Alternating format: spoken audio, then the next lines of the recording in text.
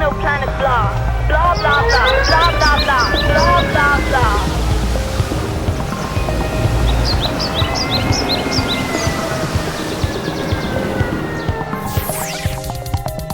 Kinka, klima eta natura krisia.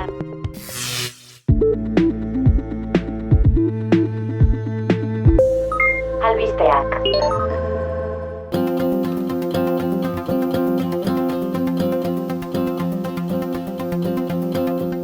Kaixo entzule, zer moduz? Mikrofonoaren beste aldetik agurtzen zaitugu beste behin Kinka podcastean. Albiste askoren berri izan dugu azken asteotan, beraz, goazen horretara. Muga guztiak gainditu ditu urriaren 29an Valentzian jazotakoak. Kopuru beldurgarri eta lazgarriak utzi ditu zentzu guztietan. Litro euritan, hildakoetan, desagertutakoetan, politikarien adierazpenetan. Adituen arabera, klima larrialdiak izan du eragina hondamendian. Adierazi dute izatez tanta hotza ez dela klima larrialdiaren ondorio, baina azaldu dute indartu egiten duela, muturrekoago bihurtu. Inoiz baino berotegi gas gehiago dago atmosferan, munduko meteorologia erakundearen arabera. Azken 2 hamarkadatan 11% areagotu da atmosferan bildutako CO2. Herri indigenentzako erakunde bat sortuko dutela erabaki dute COP26an.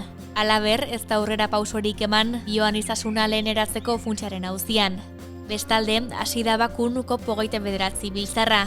Klima larrialdiari aurre egiteko funtsa finkatzeko helburu berriak jarriko dituzte. Zahar geratu baitira duela 15 urte Cancunen zehaztutako 100.000 milioi euroak. Energia berriztagarriei dagokienez, azken fasean da energia berriztagarrien LPSA. Jaurlaritzako agintariek alegazioei erantzun da. Azpiegituretarako bazterketa eremuak edatzearen aurka egin dute. Repsol Amalaua izerrotako parke bat sustatzen ari da Hernani, Arano, Goizueta, Berastegi eta Helduaingo lurretan. Eraikiz gero Euskal Herriko parke eoliko handiena bihurtuko litzateke. Eskariak eta aldarriak ere bai hainbat. Tartean, Enba kotxoak kudeatzeko planaren tramitazioa eteteko eskatu dio Jaurlaritzari. Sindikatuak uste du ez diola batere enpatiarik erakusten abeltzaintzari. Azkenean auzitara joan da klimaren aldeko aliantza, Nafarroako gobernuaren aurka. Maiatzean errekerimendua bidali zion. Gobernuak erantzun ez duenez, helegite bat jartzeko urratsa eman dute. Horiek albiste nagusiak eta jarraian eduki gehiago. Gaurkoan ahots ezagun batekin. Gaur, Kinka podcastean, Lemoiz, borroka odoltsu baten irakaspenez eta energia nuklearraren berpizkundeaz.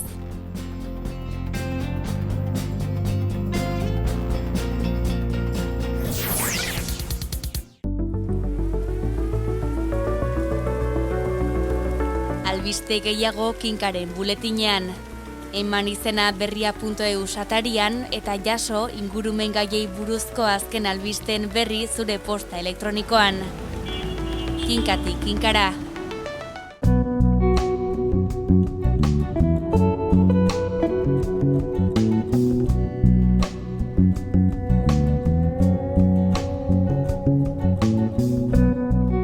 Kaixo, nagore berriz ere hemen, zer moduz? Kaixo, Oli, ni ondo, hemen, eta zu? Bai, baita ni ere. Ea, ze termino ekarri duzu gaurkoan? Gaurkoan, ekozentrismo. Ekozentrismo? Ekoantxetateaz bai, ekozergaz ere bai, baina ekozentrismoaz ez dugu inoiz hitz egin, ez da? Zeharka hitz egin dugu gaiari buruz, baina ekozentrismo terminoari erantzuten diola jakin gabe esango nukenik. Ara, bota orduan, nagore, zer da ekozentrismoa? Euskarazko Wikipediaren arabera, balio sorta eta ideologia bati erantzuten dio. Natura jartzen du guztiaren erdigunean, gizakiaren eta naturaren bereizketa ukatuz, eta beraz antropozentrismoaren aurka lerratuz. Ados, ideologia bat da orduan, natura erdigunean jartzen duena? Hori da, lurra osoarekiko izan behar den adeitasuna azpimarratzen du eta aldarrikatzen du lurra dela daukagun ondarerik importanteena. Inor ez dela horren jabe eta are gutxiago gu gizakiak. Ulertzen dut, bai, defendatzen du gizakiak ez duela edo hobesan da gizakiok ez dugula lurraren garapena oztopatu behar, ezta? Ez dugula, orain arte bezala, lurra ustiatzeko eremu edo lehengai gisa ulertu behar. Hori da, antropozentrismoak eta biozentrismoak ez bezala, ekosistemen eta espezien babesa du xede, eta ez individu zehatz batzuena soilik. Ados, nagore. Gehituko dugu, ez? Beste termino bat gehiago zerrendara. Urrengo atalean ekarriko duzu zuk bat? Ados, ekarriko dut nik bai, ea, zerekin harritzen zaituan.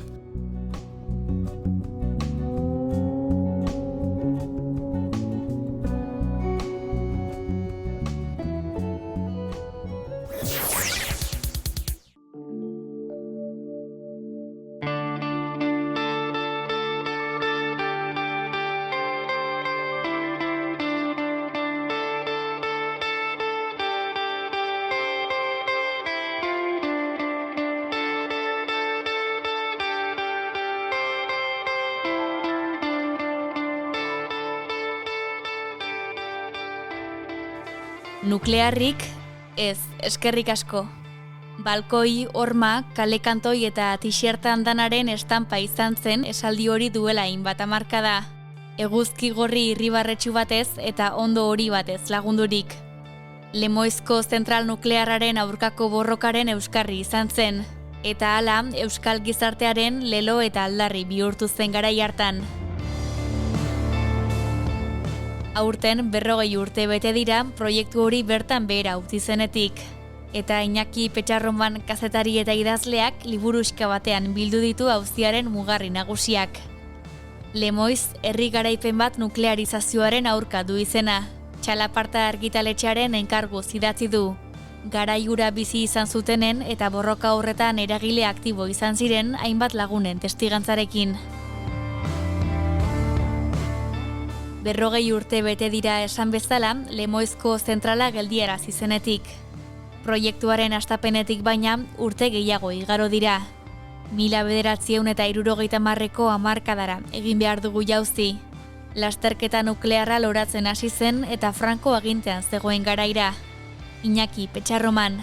Lasterketa nuklearra esan dezagun, ez? Frankismoaren helburua beti izan zen bomba atomikoaren jabe egitea, ez? Gizu, zentral nuklear zibilak edo, dijoaz azkenean bomba atomikoen eta lasterketa nuklear horren barne nola baitez. Frankoren helburua zen bomba atomikoaren jabe egitea eta horra hasi zen garatzen teknologia nuklearra, ez? Eta garai hartan hasi ziren hainbat zentral nuklear martxan jartzen. Eta 70. hamarkadako lehen urte horietan, momenturen batean egon ziren 4 zentral nuklearre egiteko egitasmoak mai gainean, ez? Gehien bat kostan, ez? Lemoiz, Eaizpazter, Deba eta gero Euskal Herri barnealdean Nafarroako herriberan, Tuteran. Eta horietako bakoitzak bere bidea egin zuen, ez? Baina bideli luzena izan zen Lemoizena. Eta zuk esaten dezun bezala, hau segurazki ez da gauzaz gertatzen den gauza bat, baizik eta frankismoaren nola baiteko mendeku bat, Frankok bazekin noski teknologia nuklear hori etzula nahi inortxok inguruan, eta horti datorrez Euskal Herriari halako hain lurralde txikian hainbeste egitasmo nuklear proiektatu izana edo ez. Frankoren egitasmo nuklear hori beraz, 4 zentralez osatuta zegoen. Zehazki 12.000 megabatioko potentzia nuklearran jarri nahi zuen 50 kilometroko kostalde zati batean, 12 erreaktoreren bidez. Testu inguru horretan hasi ziren proiektu nuklearraren aurkako lehenengo mobilizazioak, 1971 urtean. Mungiatik Basordara egin zen ibilaldi bat izan zen lehenengo ekintza. Eta zalantzarik gabe, borroka bizi eta askotariko baten lehen eguzki printza izan zen. Erresistentziaren hasiera. Pizkanaka joan ziren baimenak eskatzen, alkateek baimenak ematen eta bar. Lemoizen kasuan, berezitasuna da gehien bat lortu zutela, ez? Konbentzitzea inguruko edo, bat egitea inguruko instituzioekin. Hor ezberdintasuna da, adibidez Gipuzkoako Deba eta Itziarren kostalde hortan egon zen proiektuarekin konparatuta. Debaren kasuan, hor Deba Baiara osoko alkateak kontra agertu zian, Gipuzkoako diputazioa ere bai, Nafarroaren kasuan Nafarroako diputazioa ere kontra agertu zen, eta Lemoizen kasuan berriz ez. Eta, bueno, segurazki, eukizun erantzun babes instituzional horren ondorioz edo, bazizen garatzen proiektua, ez? Eta garatu ahala ere, bazi ziren lehenengo resistentzia aktiboak antolatzen, hori ez, gehien bat nuklearri gabeko Euskal Kostaren aldeko batzordearen bidez eta komite antinuklearren bidez gerosiago, ez? Jende asko batu zuen Lemoizen aurkako borrokaldiak. Eta herri borroka hori deskribatzen duen terminorik baldin badago, desobedientzia zibila da hori.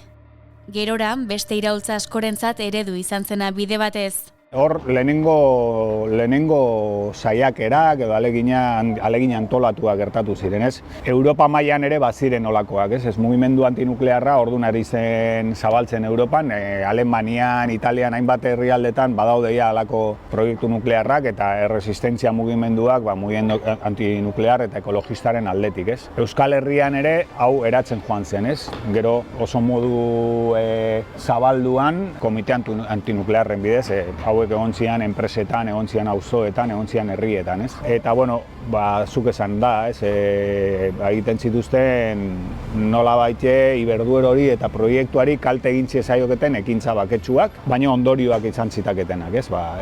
Beran fakturak ez ordaintzea, edo itzalaldiak egiten zituzten kalte egiteko asmoarekin, egiten zituzten eserialdiak bere bulegotan edo zer esanik ez, martxak Lemoizera eta ez? Mugimendu horren aztarna ugari daude eta bueno, nik uste bereziki aberatsa izan zela hortan eta erakutsi zula baita ere bidea hurrengo urte eta hamarkadetan egon ziren beste hainbat mugimendurentzat ere.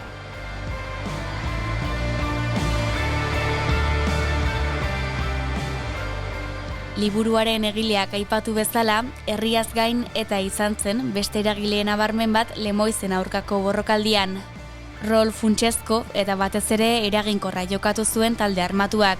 Bueno, etaren papera Lemoizen aurkako borrokan izan zen funtsezkoa bere eraginkortasunagatik, ez? Azkenean etako kideek diotena eta hor testigantza liburuan bertan eman duten testigantza Torre Altonaga Mediusek eta bueno, berak esaten duena da eta hasieratik egon zela kezkatuta proiektu honekin, baina ez zutela esku hartu nahi izan modu zuzen batean ez eragiteko kontrako mugimendu zibil horien bidean edo, ez? Azkenean beraiegaz egiten etaren bide armatuak edo eragingo zuela, edukiko zuela eraginen bat horrez. Orduan egon zian gutxi gora bera itxoiten lehenengo ekintzak egin arte 77 urtera arte gutxi gora bera, ez? Eta hor hasi ziren ikusi zutenean ez zutela asmorik proiektua gelditzeko edo proiektuaren inguruko galdeketa bat egiteko edo olako prozesurik egiteko erabaki zuten esku hartzea eta egia da esku hartze gogorra bezain eraginkorra izan zela, ez? Bueno, bestea beste azkeneko urtean 81 eta 82an herrianen hilketarekin eta bestea Paskualen hilketarekin, alegia zentraleko bi ingenieri buruak hil zituzten eta horren ondorioz praktikamente bururi gabe utzi zuten zentrala eta gainera inor ardura hori hartzeko inongo gogori gabe, ez? Eta hor bukatu zen nolabaite Lemoizko zentralaren bide hori, ez? Beraz, esan bezala etaren esku hartzea oso esanguratsua eta adierazgarria izan zen, eraginkorra. Indar erakustaldiak hala ere, ez ziren norabide horretan soilik egin. Hitz egin behar da poliziaren esku hartze oldarkorrez ere. Heriotza bat 90 bat zauritu eta 180 gora atxilotu utzi baitzituzten.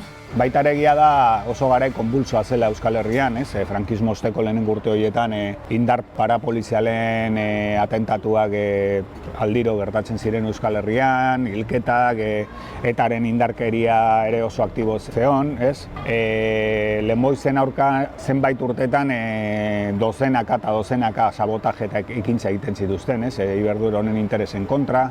Beraz, indarkeria giro baten arrastoa dago, eta horrek sortzen du betiko galdera, nor geldituzun Lemoizko zentrala, Nik esaten detena, erantzuten detena da, galdetzen diatenean, egia dala, etaren eskuartzea oso garrantzitsua izan zela, baina herriaren bultzada hori ez bazen gertatu, zaila dala baita ere bakarriketaren eskuartzearekin irudikatzea olako proiektu bat gelditzea, Eta, nik uste eta adibideak geroko historian ere badaudela, Eta parte hartu du Abiadura Handiko trenaren aurkako borrokan, parte hartu du Lemoiz Leitzarango autobidearen aurkako borrokan, eta aldiz bi proiektu horietan adibidez ez du lortu, gelditzea proiektuak. Beraz, bi faktore horien uztarketa edo batuketa da, kasu honetan, Lemoiz gelditu izanaren arrazoia esplikatzen dutenak. Alderdi politikoei dagokienez ere gorabehera handiak izan ziren, eta jarrera ambiguoak nabarmendu ziren alderdi nagusien artean. Petxar Roman. Alderdi sozialistaren eta Euskal Alderdi Jeltzalearen aldetik jarrera ambiguoa, Batetikan, ez era bat agertzea zentral proiektuaren alde, baina zenbait adierazpenen bidez bere alde egitea, edo etaren eskuartzea gero eta sakonagoa izan ondoren, xantaiari menez egiteko deialdiak egotea, eta nik esango nuke azkeneko urtetan eta proiektuaren ondarreko bide horretan nabarmen gehatu zela, gehien batea jotaren aldetik eta oso modu agerian gelditu zirela eta jarri zirela proiektuaren aldez. Eta egontzan ambiguotasun hortan ere herriari hitza emateko promesa hainbat alditan, hori ez zuten inoiz gauzatu, beste Espainiako gobernuak ez zulako bide eman horretarako, Baina zuk esan bezala, dago ambiguedade handia, eta azkeneko urtetan esango nuke, azkeneko errestoak eman, proiektu aurrera atera izateko, baina ezina ere kontrakotasun handia sortzen zuelako, Ordutik hainbat hamarkada igaro badira ere, energia nuklearra albiste da oraindik. Goraldi betean dago, eta hori gutxi ez balitz bezala, taxonomia berdean sartu dute. Frantziak egin duen presioaren ondorioz bereziki. Ze analisi egin daiteke horri buruz? Energia nuklearra beti badirudi dela etengabe berpizten den hildakoa, Nik uste dut geroko historiak, Lemoizen geroko historiak erakutsi ditula hainbat gauza, Eta Euskal gizarteak garai hartan eukizun intuizioa, arrisku nuklearrak oso agerikoak izan daitezkela eta larriak erakutsi da bai Txernobilen eta bai Fukushiman. Euskal gizarteak behin baino gehiotan aipatzen zuen arrisku hori gauzatu eginda geroko urteetan. Bestetikan, hondakin nuklearren kudeaketa horrek dauzkan zailtasunak ere agerian gelditzen ari da gaur egun bertan ere, Garoñako zentralaren kasuan esate baterako, baina aldi berean, energiaren burujabetzaren faltan, Euskal Herrian oso agerikoa da burujabetza horren faltan, betiko debatera itzultzen gara, Zer egin dezakegu gure burua energetikoki asetzeko ere bai, Eta hor, ez bakarrik hemen, Eta klima larrialdiaren testu inguru honetan areta gehiago, zenbait jendek jotzen du teknologia nuklearra salbazio bezala erakustera, Eta egia da, hainbat herrialdetan teknologia honen aldeko apustua berregiten ari direla, Estatu Batuetan esate baterako, zentral zaharrak berregitearen eta zahar berritzaren aldeko apustua egiten ari dira. Bestea beste, inteligentzia artifizialaren bidez, energiaren konsumoa asko handitzen ari delako ere bai, Deskarbonizazioaren bide horretan batzuek jarraitzen dute edo berpizten saiatzen ari dira uste hiltzat ematen genuen teknologia nuklearra, Beraz gu ere debate horren parte gara eta ikusiko dugu. Gure kasuan gainera uste esan behar dugula, gelditu genuela zentral nuklear bat Euskal Herriko lurraldean, baina gero jatorri nuklearreko energia asko eta elektrizidade asko konsumitu dugula, ez? Eta horrek ere zer pentsatua edo zer hausnartuare eman barko ligukela. Izan ere, idazleak behin baino gehiagotan esan duen bezala, menpekotasun handiko eredu energetiko bat du Euskal Herriak. Izan alda baina norabide aldaketarik azken urteotan.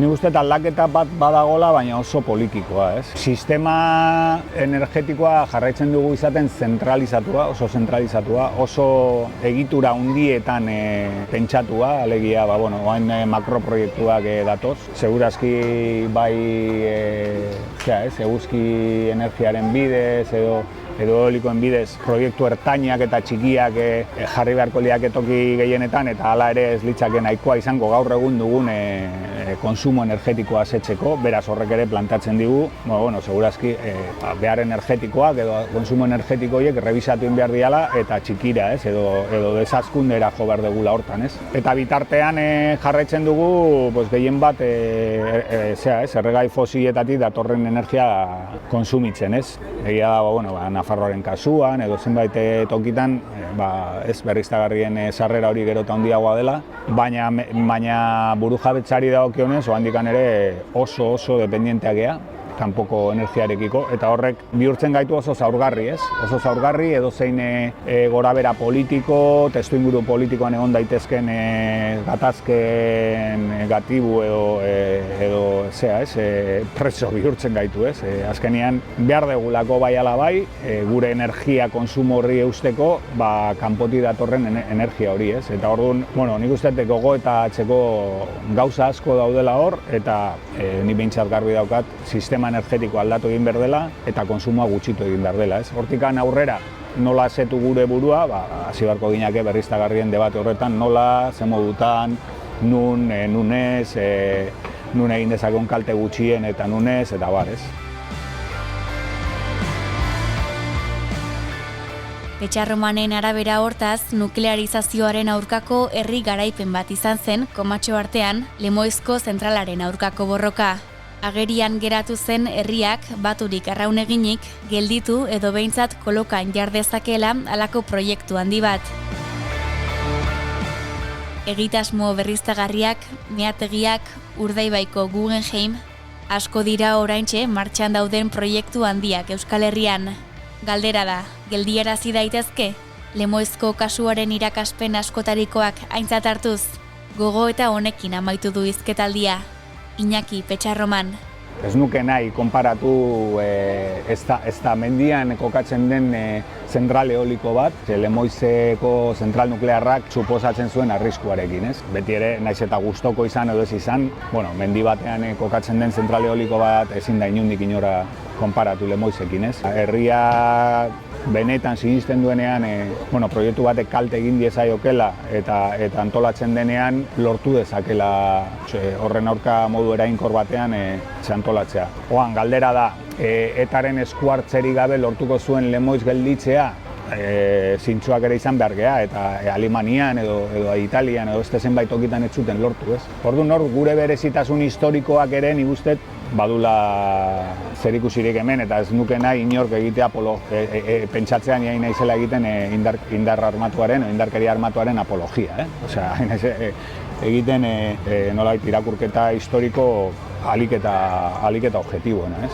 Baina hala da, eta Alemanian ez zuten lortu hainbat zentral nuklear gelditzea, naiz eta mugimendu antinuklear bizia eta oso indartsua egon, eta hemen Euskal Herrian bai, ez? Eta hortan bagera baitare, pixkate adibide historiko. Oain, 50 urte eta gero bizi dugune egoera, gehien bat, ni uste dela ekologia krisi sakona, bai bianiztasuna, klima krisia larria, eta horrek ezagutatzen duen premia edo larrialdi egoera batean gaude, ez? Orduan horrek bihurtzen gaitu nolabait edo eramaten gaitu erabaki batzuk presa sartzea, eta oandala 50 urte geneukan baino asko ze beharra handiagoarekin. Orduan horrek ere ez du laguntzen, ez? Erabaki zuzenak eta segurazki konsensuatuak eta mundu guztiak asetuko dituen erabakiak hartzen, ez?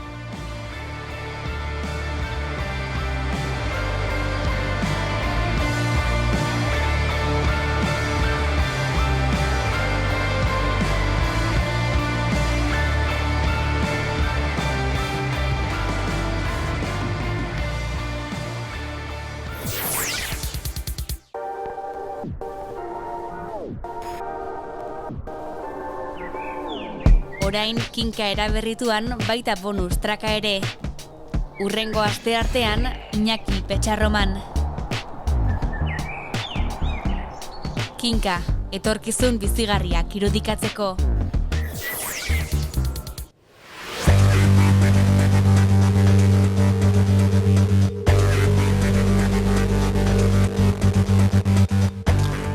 Amaitu dugu gaurko atala ere. Bai, ekozentrismoaz hitz egin dugu hiztegian eta zer den azaldu dugu, eta erreportajean aldiz guretzat oso ezaguna den ahots bat izan dugu. Iñaki Petxarroman, kazetari, idazle eta beste gauza askoren artean lankide ohia. Lemoiz, herri garaipen bat nuklearizazioaren aurka liburua zaritu zaigu eta iraganetik zein gaur egunetik heldu diogu gaiari. Hori da, eta entzuleak hurrengo astera arte agurtzeko kantua. Bai, aztu gabe, zein kantu ekarri diguzu gaurkoan? Gaurkoan Anariren efemeridea kantua. Primeran efemeriderako. Astebete barru izango duzue gure berri kinkaren bonustrak berezian. Eta 2 aste barru berriz gaurkoan bezala ohiko erritmoan. Berriaren klima eta natura krisiari buruzko kinka podcastean. Eta gogoratu entzule, hitzordu horiek egin ahal izateko beharrezkoa zaitugula. Beraz, gustura entzuten bagaituzu, arpidetu buletinera eta egin berria laguna. Eskerrik asko Oli eta eskerrik asko uinez bestaldea zaueten guztioi ere. Eskerrik asko.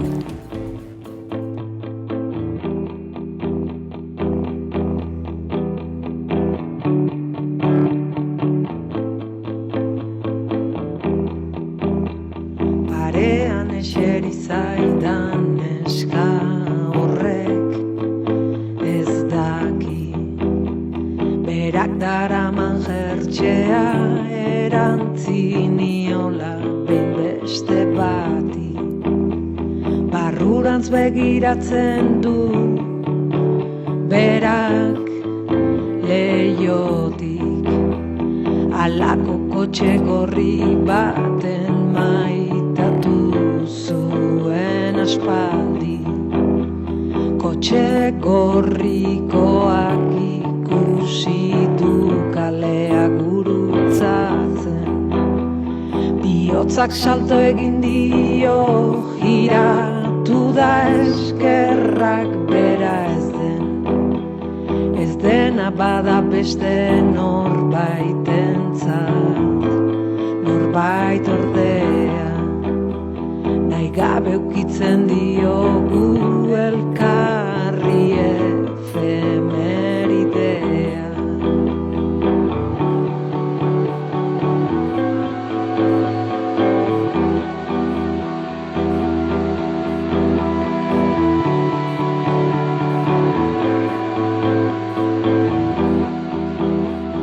Efemerideak gugan zauriak direlako, norberak bakarrik minez ospatzen ditugulako.